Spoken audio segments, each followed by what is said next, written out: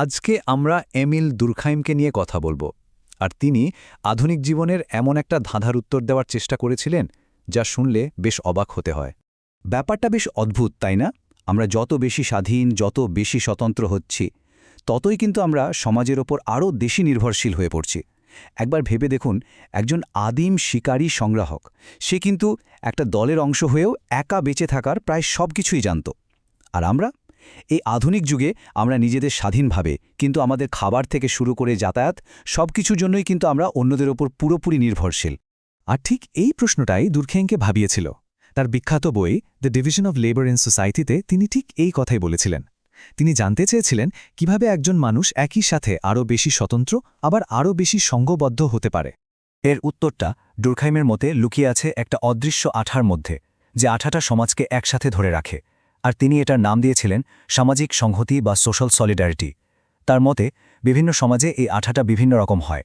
তো প্রথম যে আঠারোর কথা তিনি বললেন, সেটার নাম হল যান্ত্রিক সংহতি বা মেকানিক্যাল সলিডারিটি। নামটা কেন যান্ত্রিক? কারণ দুর্খাইম এটাকে একটা জড় বস্তুর সাথে তুলনা করেছেন। ভাবুন তো, একটা পাথরের কথা, তার সব অণুগুলো একই রকম আর একে অপরের সাথে শক্ত করে লেগে থাকে। ঠিক তেমনি এই ধরনের সমাজে সবাই প্রায় একই রকম চিন্তা করে, একই রকম বিশ্বাস লালন করে। এখানে ব্যক্তির চেয়ে গোষ্ঠীর পরিচয়টাই বড়। এই ছকটা দেখলে পার্থক্যটা আরও পরিষ্কার হয়ে যাবে। দেখুন, যান্ত্রিক সংহতির ভিত্তি হল সবার মধ্যে মিল থাকা, একই বিশ্বাস থাকা।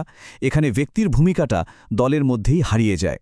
আর অন্যদিকে জৈব সংহতির ভিত্তি হল শ্রম বিভাজন, মানে সবাই আলাদা আলাদা কাজ করছে আর একে অপরের ওপর নির্ভর করছে। এখানে ব্যক্তি অনেক বেশি স্বাধীন। ঐক্যের উৎসটাও কেমন বদলে যাচ্ছে দেখুন।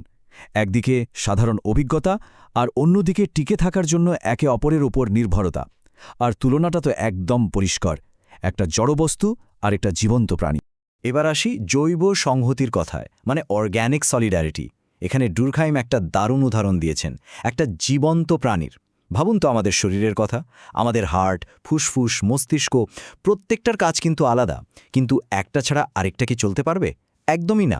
ঠিক তেমনি আধুনিক সমাজেও ডাক্তার, ইঞ্জিনিয়ার, কৃষক, শিক্ষক সবাই আলাদা আলাদা কাজ করছে, কিন্তু সবাই একে অপরের ওপর নির্ভরশীল। আর এই নির্ভরশীলতাই আমাদের সমাজকে এক সুতো বেঁধে রেখেছে। কিন্তু প্রশ্ন হল, একটা সমাজ কিভাবে যান্ত্রিক থেকে জৈব সংহতির দিকে যায়? দুর্খাইমের একটা প্রক্রিয়া দেখিয়েছেন। ধরুন জনসংখ্যা বাড়তে শুরু করল, মানুষ শহরে এসে জড়ো হতে লাগল। তখন কি হবে? স্বাভাবিকভাবেই প্রতিযোগিতা বাড়বে। টিকে থাকার জন্য তখন মানুষ বিভিন্ন পেশা বেছে নিতে শুরু করে। কেউ কৃষক, কেউ কারিগর, কেউ ব্যবসায়ী। আর এভাবেই শুরু হয় শ্রম বিভাজন। আর যেই শ্রম বিভাজন শুরু হলো, সমাজের ঐক্যের ভিত্তিটাও যান্ত্রিক থেকে জৈব হয়ে গেল। আচ্ছা, যে কোনো সমাজেরই তো একটা নিজস্ব মন মানসিকতা থাকে, তাই না? একটা সম্মিলিত চেতনা। দুর্খেম এটার একটা দারুণ ফরাসি নাম দিয়েছিলেন, কনসিয়েন্স কালেক্টিভ। বাংলায় আমরা একে সামষ্টিক চেতনা বলতে পারি। এই শব্দটার মধ্যে দুটো জিনিস আছে, সচেতনতা আর নৈতিকতা। সহজ করে বললে এটা হলো একটা সমাজের কমন মাইন্ডসেট বা সম্মিলিত বিবেক। মজার ব্যাপার হলো, সমাজ বদলানোর সাথে সাথে এই কনসিয়েন্স কালেক্টিভের ধরনও বদলে যায়। যেমন ধরুন, যান্ত্রিক সমাজে এই সম্মিলিত চেতনাটা খুব শক্তিশালী হয়। সবার জন্য নিয়মকানুন খুব কড়া থাকে, আর এটা মূলত ধর্মের সাথে যুক্ত থাকে। কিন্তু জৈব সমাজে, মানে আমাদের মতো সমাজে, যেখানে ব্যক্তিস্বাধীনতা অনেক বেশি, সেখানে এই চেতনাটা অনেক নমনীয় হয়ে যায় আর আস্তে আস্তে ধর্মনিরপেক্ষ হতে থাকে। নিজের এই তত্ত্বটা প্রমাণ করার জন্য দুর্খাইম একটা খুব শক্তিশালী উদাহরণ বেছে নিয়েছিলেন, আর সেটা হলো ধর্ম। তিনি দেখাতে চেয়েছিলেন যে আমরা ধর্মকে যতই ব্যক্তিগত বা ঐশ্বরিক ভাবি না কেন, এর মূলটা আসলে পুরোপুরি সামাজিক। তিনি একটা বেশ চমকে দেওয়ার মতো কথা বলেছিলেন, আর সেটা হলো এই পৃথিবীতে কোনো কিছুই নিজে থেকে পবিত্র বা অপবিত্র নয়। তাহলে কোনো জিনিস পবিত্র হয় কিভাবে? দুর্খাইমের মতে সমাজই ঠিক করে দেয় কোনটা পবিত্র। এটা একটা সামাজিক চুক্তি। একটা জায়গা, একটা প্রতীক বা একটা প্রাণী তখনই পবিত্র হয়ে ওঠে যখন একটা গোটা সমাজ মিলে একমত হয় যে হ্যাঁ, এটা পবিত্র। এই যে ধারণাগুলো, এগুলো কোনো একজন ব্যক্তি তৈরি করে না, এগুলো তৈরি করে পুরো গোষ্ঠী মিলে। আর এ কারণেই তিনি বলেছিলেন ধর্ম ব্যাপারটা অত্যন্ত সামাজিক। এসব আলোচনার শেষে দুর্খাইম একটা চূড়ান্ত সিদ্ধান্তে আসেন, আর সেটাকে তিনি একটা ল্যাটিন শব্দ দিয়ে ব্যাখ্যা করেছেন, সুই জেনেরেস। এর মানে হল নিজস্ব ধরনের বা অনন্য। দুর্খাইম বলতে চেয়েছেন সমাজ আসলে শুধু অনেকগুলো মানুষের যোগফল নয়, না, এটা তার থেকেও অনেক বড় কিছু। সমাজ নিজেই একটা স্বতন্ত্র শক্তি, একটা আলাদা বাস্তবতা যার নিজস্ব নিয়মকানুন আছে।